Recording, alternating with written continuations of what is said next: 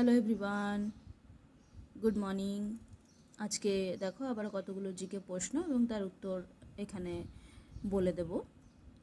গ্রন্থিকন্দ rhizome থাকে ব্যক্তিজীবীতে, মশে, ফার্নে এবং গুপ্তজীবীতে।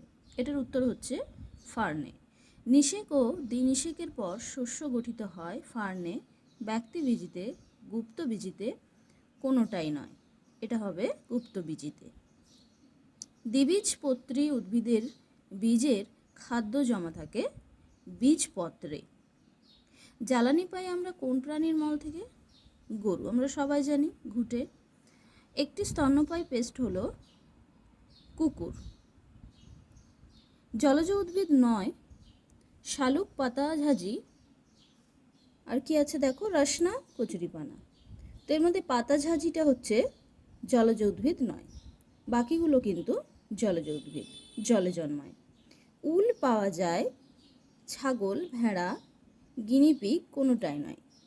এখানে কিন্তু ভেড়ার লোম থেকে উল পাওয়া যায়। নেক্সট দেখো, টোফু তৈরি হয় দুধ থেকে, সয়াবিন থেকে, সর্ষে থেকে, টমেটো থেকে। উত্তর হচ্ছে সয়াবিন থেকে। সয়াবিনের দুধ দিয়েই টোফু তৈরি হয়।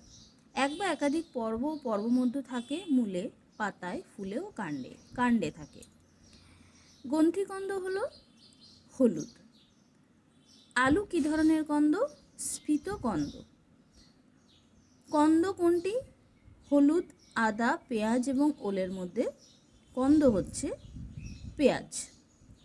এখানে কিন্তু শিকড়ের কথা বলছে, কারণ মাটির তলে যেগুলো হয় সেগুলো কিন্তু শিকড়েরই পরিবর্তিত রূপ হয়। কোনটি কাণ্ডের বৈশিষ্ট্য নয়? পর্বমধ্য, মূলত্র, অগ্রমুকুল, কাক্ষিক মুকুল, পত্র বা স্বল্পপত্র। মূলত্র। মূলত্র হচ্ছে মূলের অংশ। বাকি এই যে পর্বমধ্য, মুকুল, পত্র, এগুলো সবই হচ্ছে কাণ্ডে পাওয়া যায়। শাখা কণ্টক থাকে ঝুমকোলতায়, ওয়াগনভিলিয়ায়, দুরঞ্চে, আকাশমণিতে। শাখা কণ্টক থাকে দুরঞ্চে, মানে কাঁটা।